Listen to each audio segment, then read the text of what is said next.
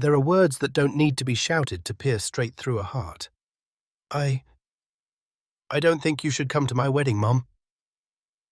That sentence fell into the upscale penthouse like a sharp needle slicing through a pane of silent glass.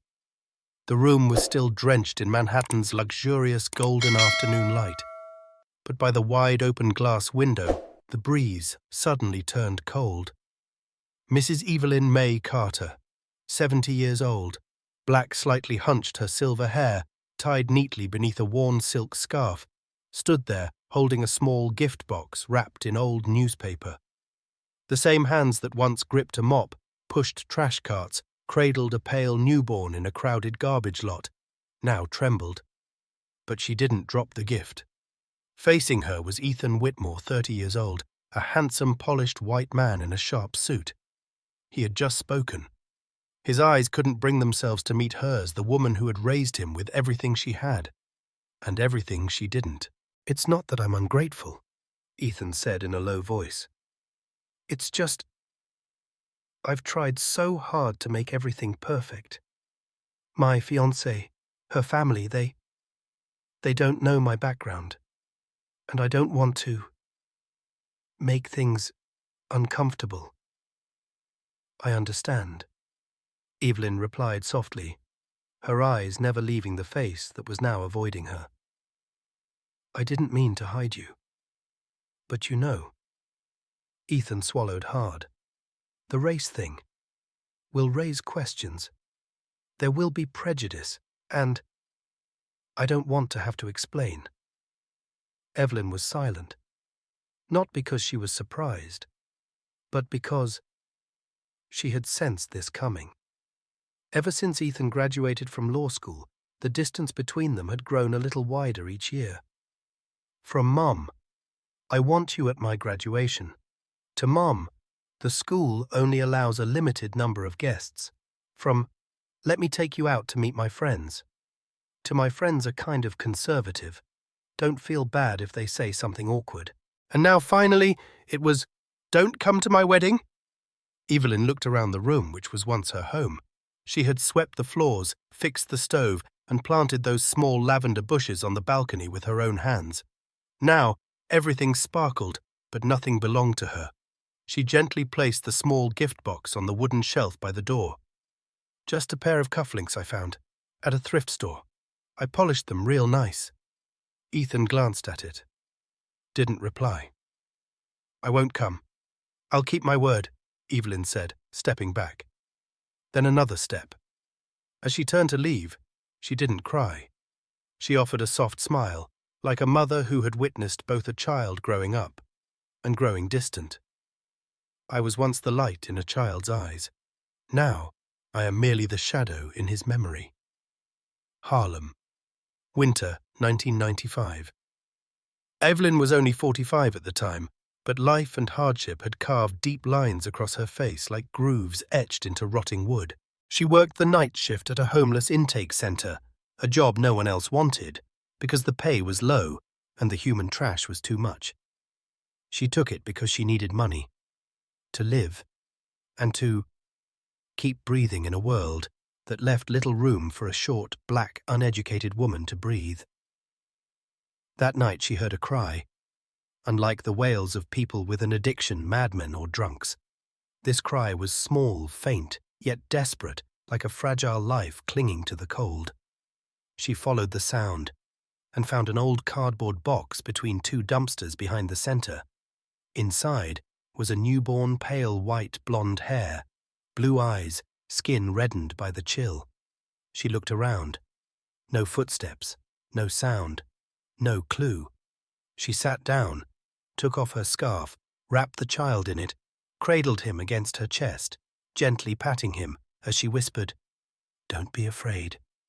From now on, you'll have a mother." The next day, she brought the child to the local clinic. But instead of help, she was interrogated. "Did you kidnap him? How could a black woman have a white baby? Do you have any papers to prove your relationship?" Evelyn sat there for 6 hours straight in the waiting room, never leaving her seat, holding the baby, later named Ethan, tight in her arms. When the indifferent nurses passed by, all she asked for was a warm blanket. They tossed it at her, like tossing scraps to a stray dog. When the authorities couldn't locate the biological parents, the child was placed on an adoption waiting list. But no one wanted a baby of unknown origin, possibly diseased, especially one accompanied by a black woman from the slums. Evelyn signed the adoption papers as if signing a lifelong sentence of poverty. But her hands did not tremble. She worked overtime at the laundromat, mopped church floors in the mornings, cleaned office buildings at night where she was known only as that quiet black lady. She could never afford brand new toys, but she folded paper planes by hand, made dolls from scraps of cloth, and cut letters out of old newspapers to teach Ethan how to read. When school kids mocked him, calling him the maid's son, Evelyn held his hand and said, "You may be whiter than me, but your heart was raised by me, and the heart, my love, has no color." Once, when Ethan was 7, Evelyn took him into a toy store. The clerk kicked her out, thinking she had brought some rich kid in to steal. Evelyn bowed her head and walked out with Ethan. But when they got home, she still handed him a tiny toy car, one she had bought from a street vendor. Ethan hugged her tightly and said, "I don't need the car. I need you." That day, Evelyn cried. But as the years passed, those words of love became fewer. Ethan grew up. His friends changed. His world changed. And eventually, he forgot the hand that had carried him through so many winters. Now, in this luxurious city, when she came bearing a wedding gift, Ethan said, "Don't come. I was once the only sky in my son's eyes." And then the world taught him how to look down. Not everyone who is an orphan lacks parents. Sometimes they live beside the very ones who gave them life, yet still choose to deny them. 1 week later, his fiancée had completely redecorated Ethan's apartment. Claire Beaumont, daughter of the chairman of the largest real estate conglomerate in New York. She had a modern aesthetic white gold glass and nothing that belonged to the past, especially nothing that related to the black old woman who raised Ethan since he was little. "This photo, can we get rid of it?" Claire asked as she held up an old picture, a white boy hugging a smiling black older woman tightly. "It doesn't go with the interior design." Ethan was silent, then nodded. After that, the photo, along with many other framed memories, quietly disappeared from the bookshelf. Their engagement party at the country club was grand. Crystal chandeliers, cellos, French wine guests from politics, top-tier attorneys, and men in designer suits. Ethan stood among the crowd, chatting and smiling, as if he were born into high society. "Do you have family?" one partner asked while toasting. Ethan smiled faintly. "Orphaned young. Lucky to have had help from kind people." No one mentioned the name Evelyn. No one knew of the woman who used to scrub restrooms in the middle of the night to buy Ethan his first suit for a debate competition. No one knew, because Ethan had chosen not to mention her. Claire was clear, "I'm not prejudiced, but your adoptive mum doesn't match who I am. If the press finds out, it'll be a mess. They won't understand." "I understand," Ethan replied, avoiding her gaze. It wasn't that Ethan had forgotten, he remembered all too well.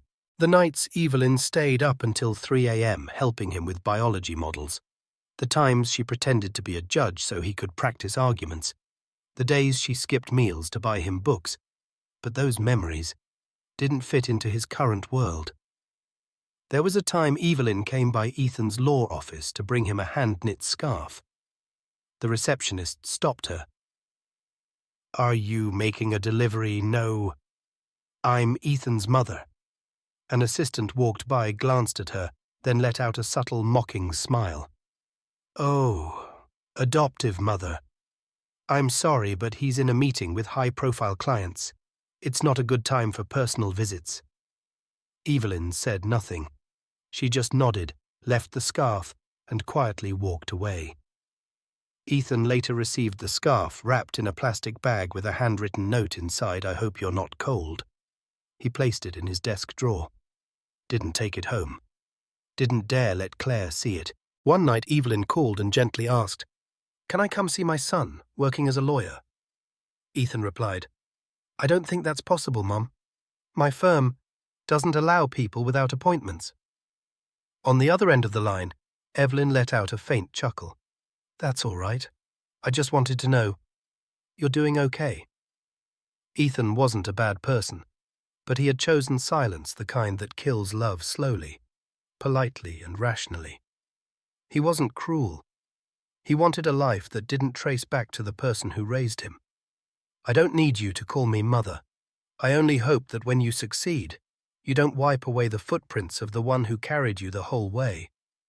Not everyone who walks away is giving up. Some walk away, to return in a different form." Evelyn left Ethan's apartment on an autumn afternoon, as golden leaves began to fall like memories no one bothered to keep. Over her shoulder was an old canvas bag containing just a few personal items, a faded photo album and a letter. Never sent. No one saw her off. No words of thanks. No goodbye hug. She returned to her small apartment in Harlem where she lived alone, where photos of Ethan still sat on a worn wooden shelf.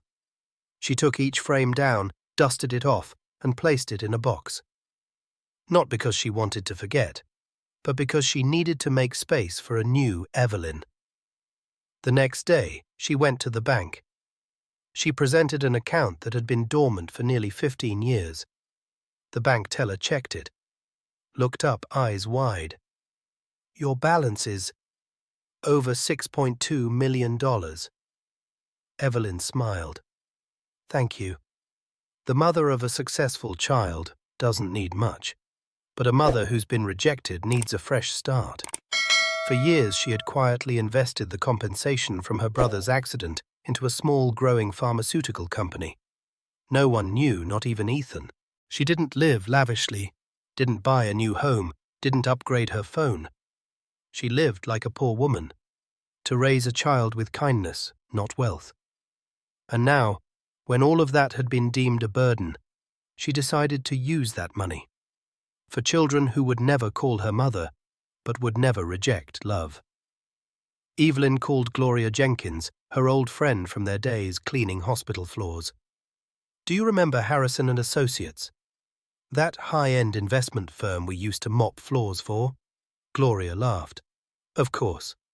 I used to say, if I could sit in one of their meeting chairs just once, I could die happy." Evelyn replied gently, "Tomorrow you'll go there, as an investor." Silence on the other end of the line. Evelyn had no intention of seeking revenge on Ethan. She didn't want to ruin him. She wanted to vanish from his life as he wished. But not vanish like a shadow. Vanish to be reborn with a name Ethan would never see coming. Evelyn wrote a letter and placed it in an old drawer. "I am no longer the one standing at your doorstep, Ethan. I will now become the one opening doors for other children. Children who accept the hands that once carried them out of the ashes." That night, Evelyn sat by the window for the first time in many years, not crying. She gazed at the city lights and whispered, "Now let's see how they treat a black old woman with $6 million and a mission. I won't destroy their world.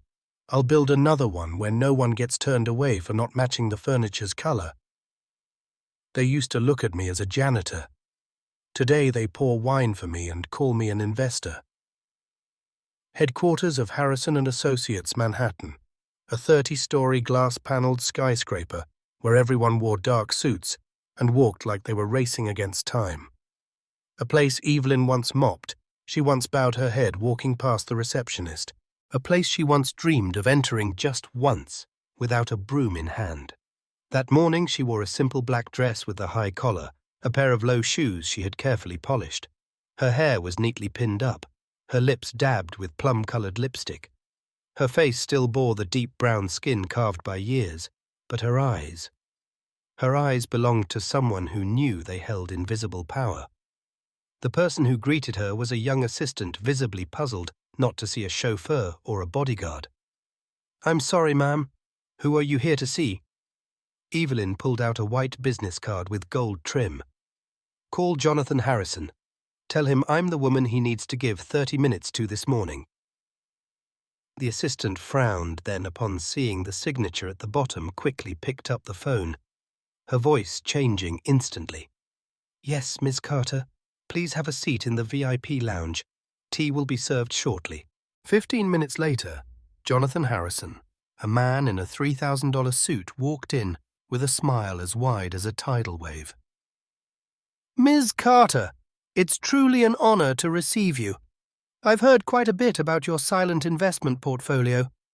"And I," Evelyn replied gently, "once heard you yell at a janitor for spilling coffee outside your boardroom." Jonathan froze for a moment, but Evelyn smiled not out of spite, but to remind him. Life has a way of turning.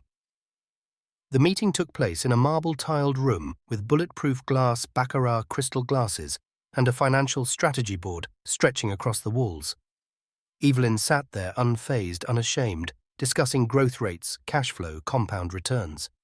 Her voice was low and steady, as if she had waited 30 years for this conversation. "What I seek isn't maximum profit," she said. "What I want is impact." Jonathan tilted his head.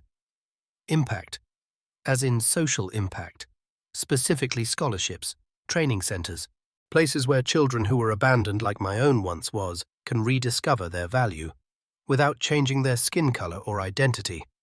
He nodded and pressed the intercom button. "Prepare a $5 million investment plan. We'll start with the first sponsorship gala at the country club." Evelyn raised an eyebrow. "The country club? Yes, the most prestigious venue in the state. All the elite will be there. A perfect chance to introduce you to our network." Evelyn took a sip of tea. "That place is where my son is about to get married." Jonathan laughed. "All the better. You'll get to see the young man you raised shine, and he in turn will be proud to learn who's behind these transformative projects." Evelyn set her teacup down, looked him directly in the eye. "No, he won't be proud. He's ashamed of me. I don't match his decor." Jonathan fell silent. "But," Evelyn continued, carving each word like stone, "I didn't come here to be recognized. I came to create a stage where people like me don't need acceptance to stand tall." That evening in her small apartment, Evelyn opened her old laptop. On the screen were layouts for 3 community centers in the Bronx, Brooklyn, and Newark, her foundational sites. She opened a folder. Inside were photos of hundreds of children, orphans, abandoned kids of color, refugees, all carrying in their eyes the same look Ethan once had. She whispered a quiet prayer. "That child may not need me anymore, but others still need someone to believe in them." Evelyn sent out the first invitation to the gala. Recipient Ethan Whitmore and Claire Beaumont. "You don't want me to appear at your wedding, but I will appear in the lives of thousands of children, the way I once appeared in yours. Tonight I don't need to be accepted. I only need them to hear my name and remember what they chose to deny." Country Club, Manhattan, Friday, 7:30 p.m. Clear skies, a light breeze. Golden lights cast shadows across the long red carpet stretching from the gate to the grand hall. The gala took place in the very hall where Ethan and Claire had once planned their $300,000 wedding. Crystal chandeliers hovered like crowns of the elite.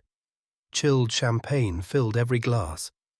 A violin played gently like silk. Ethan and Claire entered in full glamour. Claire wore an off-shoulder Dior gown in white. Ethan donned a black tuxedo with a silk bow tie and a white orchid pinned to his lapel. They passed through dozens of camera flashes as if this were their stage. "This is perfect," Claire said, her eyes scanning the room. "No one awkward here." Ethan nodded. Flawless. They didn't know. The evening's main character wasn't either of them. At exactly 8:00 p.m., the lights dimmed. Everyone turned toward the stage. Jonathan Harrison, the managing partner of the prestigious investment firm, stepped out in a crisp tuxedo, flashing his professional smile. "Ladies and gentlemen, tonight we are not just gathered to celebrate. but to witness a journey from silence to action, from shadow to light. Ethan listened casually, swirling his wine glass. Claire glanced at the guest list. I am proud to introduce an investor who has pledged $5 million to fund vocational centers and scholarships for disadvantaged youth across New York. A woman who I believe none of you will forget after tonight. The room offered polite applause, then silence. As the name rang out, please welcome Mrs. Evelyn May Carter. Claire gripped Ethan's hand. Is that? Ethan froze. His wine glass nearly slipped from his fingers. From backstage, an older woman emerged. No glittering gown, no tiara, just a high-collared black dress, a velvet shawl, and silver low-heeled shoes. She strolled, but her eyes blazed like someone stepping out of a life no one had ever bothered to see. The room held its breath. Evelyn stood center stage beneath hundreds of eyes, some recognizing her. Some remembered they once brushed past her like a shadow. A few finally realized this was someone's maid, someone's adoptive mother. But now, she wasn't someone's anything. She was fully, entirely herself. Thank you. Evelyn began, her voice ringing with quiet confidence. Thank you for spending your evening not just to attend a gala, but to listen to a story. Ethan bowed his head. Claire stiffened. I was once the woman who mopped floors in this investment center, the one who sat outside a hospital door through the night to adopt a child left in a trash bin, the one who was asked, why is a black woman holding a white baby? Evelyn looked down toward the audience, where Ethan now sat in paralyzed silence. The answer is, I don't need papers to love. I only need faith that someone, no matter their skin color, deserves to be protected. No one moved. Only the faint sounds of breath and golden light casting its glow across her unwavering face. But one day, that child I raised grew up, became successful, charming, with a beautiful partner, and told me, don't come to my wedding. Why? Because I didn't match the aesthetic. The room sank into a heavy, aching stillness. Evelyn smiled, not in bitterness, not in pain. And so, I didn't go to the wedding. I came here, not to remind you who rejected me, but to say I still have something left to give. She raised her hand, voice steady as an oath. I will use every dollar I have not for revenge, but to open doors for children who will never be forced to choose between identity and love. Evelyn bowed. The entire hall rose to their feet, clapping, not the perfunctory kind, but scattered applause, then swelling, then crashing like waves. Some wiped away tears, some looked at Ethan, then Claire. Evelyn. She stepped away from the stage. She didn't stay for apologies. She came only to show the world the one they rejected is the one behind the best thing they've ever witnessed. Some apologies never need to be spoken aloud. But some truths, once told, will never be forgotten by the world. The next morning, since the moment the final spotlight faded after the gala, Ethan hadn't slept. He lay wide-eyed in his luxury apartment, a place that once symbolized success. But now every object seemed to reflect only the shame inside him. The phone on the table rang endlessly. Messages, emails, missed calls. Are you her adopted son? Why did you never mention Evelyn Carter? She used to clean at my school. I can't believe that woman is an investor. Evelyn Carter is the new symbol of social justice. The internet exploded. From the New York Times to BuzzFeed, the Washington Post to individual TikTok accounts, every platform was sharing the story of the black mother rejected by her son, who returned with $5 million in philanthropy. Hashtags like #MamaEvelyn, #TrueMotherhood, and #Don't Forget Your Roots became national trends in just 48 hours. Claire, however, was different. She had never learned to handle scandal, let alone the reality that the old lady she tried to erase from the wedding for being an aesthetic mismatch had become a legend. "I can't live like this," Ethan Clare said, purse in hand. "The press is digging into my past, my family's past. I'm the daughter of a CEO. I can't have people thinking I'm prejudiced." "Claire, I know. I need someone who protects their image, not someone who publicly denies his mother and then stands there like nothing happened." The door slammed shut.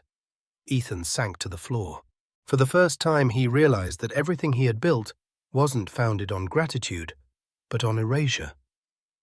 3 days later, the law firm where Ethan worked issued a formal statement, temporarily suspended to avoid reputational risk to the firm. One colleague texted him privately, "I'm sorry. The board is afraid of public backlash. They say you mishandled the media fallout." "But I know. You're not cruel. You were just silent for too long." Ethan drove to Evelyn's old apartment in Harlem, but she was no longer there. An elderly neighbor answered through a cracked door. She moved out. Ever since her son rejected her, she packed her things and left without a word. Did she leave an address? No. But she left a letter. Maybe it's for you. Inside was a weathered piece of paper. The handwriting trembled, but the words were clear. "If you're reading this, it means you've seen me in a place you never imagined I'd belong. I don't blame you. I only regret that we forgot how to see each other through love instead of through social status. I'm still here. Not in the old house, but wherever a child needs someone to believe in them. If you genuinely want to find me again, go to the place where you were first saved." Ethan understood instantly. He got in his car and drove through the night back to the old social services center. The place where Evelyn once found him was in a cold, wet cardboard box. It had been renamed Evelyn May Carter Center, where no one is left behind. The sign glowed in the night. Under the awning, a group of children were drawing with volunteers. There was a white boy with messy hair and a brown-skinned girl laughing beside him. Ethan stood motionless. Then he heard a voice behind him. "You've come, Evelyn," still in her simple black dress. Still with those same eyes, not angry, not distant, only filled with the calm of someone who had suffered long enough and loved even longer. Ethan dropped to his knees, unable to speak. "I'm sorry." Evelyn placed her hand on his shoulder. "Stand up. You don't need to say it. Live in a way that proves what you've learned." His voice trembled. "Could you give me a second chance?" Evelyn nodded gently. "On one condition. You start from the bottom. No title. No privilege. You have to live, work, and understand the things you once chose to forget. I don't need a son who knows how to say thank you. I need a son who knows how to turn thank you into action. No one is born understanding gratitude, but anyone can learn how to bow low and rise high at the right moment." Starting Monday morning, Ethan Whitmore, once a prestigious lawyer who worked behind reinforced glass on the 47th floor, I was now a file clerk at the Evelyn May Carter Center. No private office, no business card, no company email. Just a small desk at the end of the hallway, where stacks of paperwork were organized by hand, and the printer often groaned from overuse. On his first day, Ethan joined a volunteer team visiting a temporary housing complex in the South Bronx. They were running a career orientation class for local teens. A black boy around 17 raised his hand. "Who are you? You look more like someone from a recruitment firm than someone here." Ethan hesitated. "I'm someone learning how to listen again." The boy nodded, asked no further, but his eyes softened as if to say, "This one didn't come to rescue us. He came to start over." On the third day, Ethan helped a brown-skinned single mother fill out a tech scholarship application for her son. When she pulled out a crumpled paper, unsure where to start, Ethan gently held her hand. "We'll do this together. No one gets left behind because they don't know the right words." The mother's eyes welled up. You remind me of a woman who once held my hand like this at the food donation center. Her name was Evelyn. I wonder where she is now. Ethan smiled. She's still holding a lot of hands. Just in a different way. 1 month passed.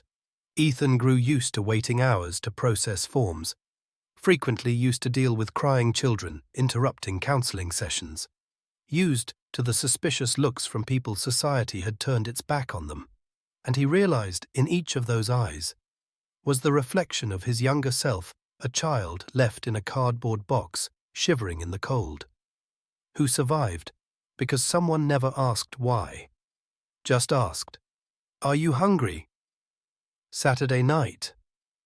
Ethan returned to the modest apartment provided to the new center staff.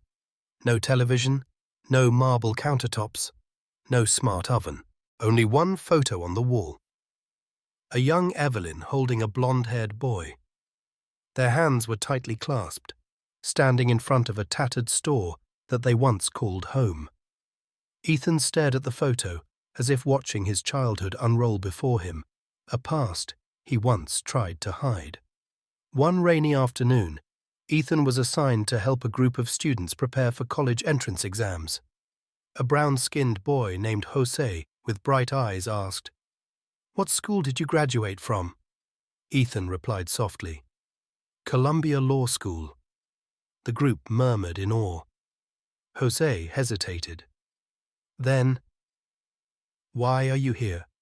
Ethan answered after a long pause. "Because I forgot where I came from. And now I want to make sure no one else forgets like I did." At the end of the 6th week, Evelyn called Ethan into her office. It was still a modest room, no luxury, just shelves of books, a potted plant, and a large wall map marked with red pins, each one representing a community the center had reached. "You doing all right, Evelyn?" asked her voice low. Ethan nodded. "Is it hard?" "Yes. But it's worth it." Evelyn looked him in the eye. "Do you know why I made you start at the bottom to teach me humility?" She shook her head. "No. So you could see for yourself who stands at the bottom, because you can't help anyone, if you've never walked the ground with them." Ethan bowed his head, not out of shame, but because he was learning the greatest lesson law school never taught. "I once stood tall on a wooden platform and called it success, but only when I lowered myself to the ground did I see the hand that once saved me from the cold. Some apologies don't need to be cried out. You need to stand right where you once bowed your head and speak the truth out loud." 2 months after starting over from zero, Ethan sat alone in a small office next to the copy room of the center. On his desk were stacks of sketches, files, and a nearly 40-page proposal project, the Bridge Scholarship Connections, where major corporations directly sponsor tuition for abandoned youth. Ethan had poured nearly all his free time into this idea. He reconnected with former investors, past colleagues, once close friends, now strategic partners, not to apologize, but to invite them to do what was right. One Tuesday morning, during a staff meeting at the center, Evelyn saw the project model displayed on the table. She froze. "This project is yours." Ethan nodded. "And I didn't put my name on it. Why not? Because I want you to announce it. I'm just repairing a bridge you once built and I once burned." Evelyn smiled, saying nothing. But in her heart, something quiet began to bloom. The media quickly took notice. The name The Bridge spread across New York, not because of its budget, but because of how it came to be. A mother once rejected, and a son relearning how to love. CBS, NBC, and the New York Times all sent interview requests. At first, Ethan declined, but Evelyn said softly, "Sometimes apologies don't need to be sent in private. They need to be sent to everyone who's ever been like you." Ethan nodded. The press conference was held in the main hall of the center. Hundreds of journalists, scholarship representatives, students and parents gathered. Lights, cameras, microphones. But Ethan didn't flinch. He wore a white shirt, a dark blue blazer, simple but clean. His face was calm, eyes steady. For the first time in years, he wasn't standing behind someone else, but standing for someone else. He stepped on stage. The spotlight shone into his eyes. But this time, he didn't blink. "Good morning. My name is Ethan Whitmore. I used to be a lawyer. I used to be an abandoned child. And I used to be a son who turned his back on the mother who saved him." No sound. Only attention and a few held breaths. "I'm not here to be a hero. I'm here to admit I was wrong. Not because I said something cruel, but because I didn't dare to say what was right." Some reporters lowered their heads. Ethan continued. "I used to define success by titles, by bank accounts. But I've come to understand success is having the courage to return to the place you once denied, and to start again with the truth." He looked toward the front row, where Evelyn sat, hands clasped, eyes shimmering. "That woman is not just my mother. She is a mother to hundreds of children who had no one to believe in them. The world once mistook her for a janitor, and I once mistook her for a burden." A deep inhale echoed across the hall. Ethan stepped down from the stage.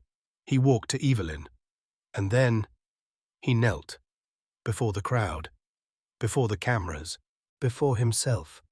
"Mom, today let me call you by the name I once lost." Evelyn took his hand, gently pulled him up. "You don't need to kneel anymore. You've already stood low enough to see who needs lifting." The room erupted not in applause, but as people stood in honor of an act of humility more potent than any speech. That evening, national news aired images of Ethan and Evelyn sitting side by side, like two mountains, one that had collapsed, and one that had held strong, now rebuilding a bridge together. A new hashtag emerged. He called her mother. Sometimes the journey to become someone's child doesn't begin with blood, but with the courage to admit how deeply you once forgot their love. Motherhood doesn't need to be proven by DNA. This proves it.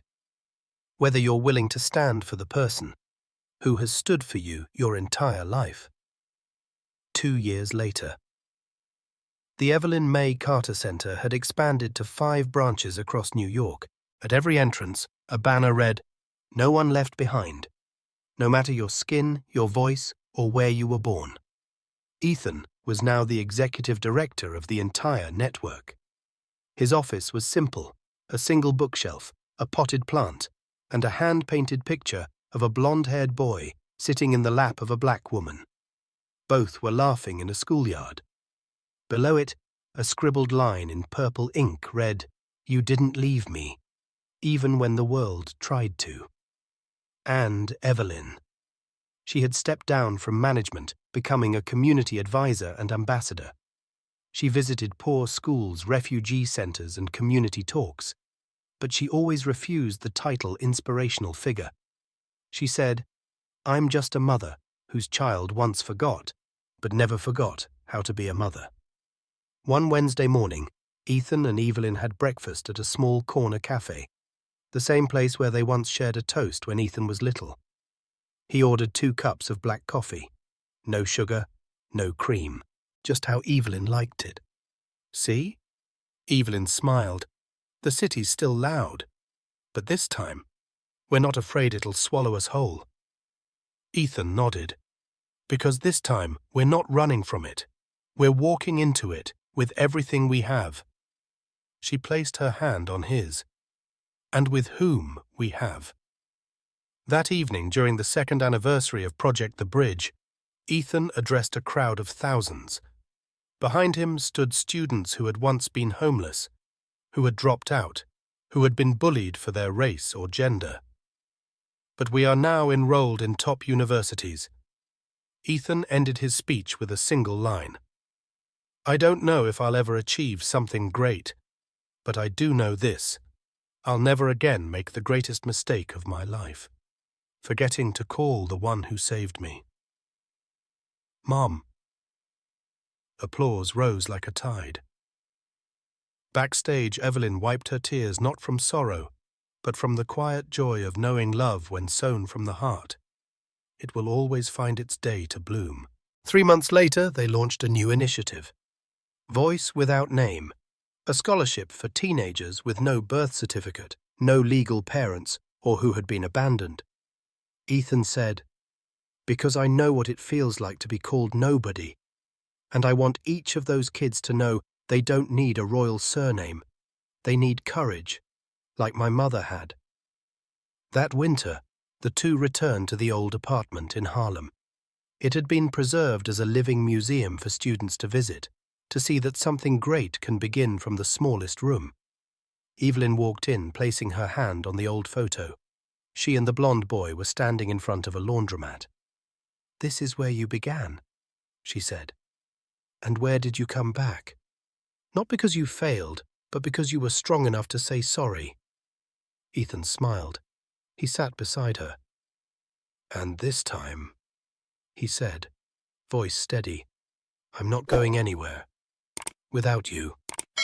I was once a child with no name, but she called me with her whole heart.